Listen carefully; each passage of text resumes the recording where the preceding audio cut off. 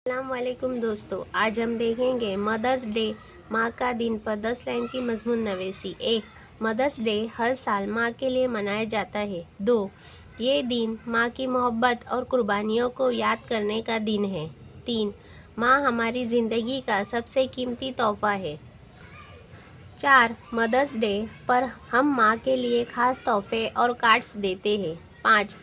उस दिन बच्चे माँ को खुश करने की कोशिश करते हैं। 6.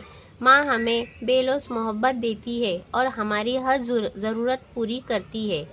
7. हमें चाहिए कि सिर्फ मदर्स डे पर नहीं बल्कि हर दिन माँ का एहतराम करें। 8. माँ के बगैर ज़िंदगी अधूरी लगती है।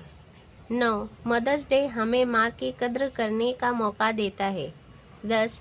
हमें हमेशा माँ की खिदमत और दुआओं का शुक्रगुजार रहना चाहिए। शुक्रिया दोस्तों, वीडियो अच्छी लगे तो लाइक शेयर और सब्सक्राइब कीजिए।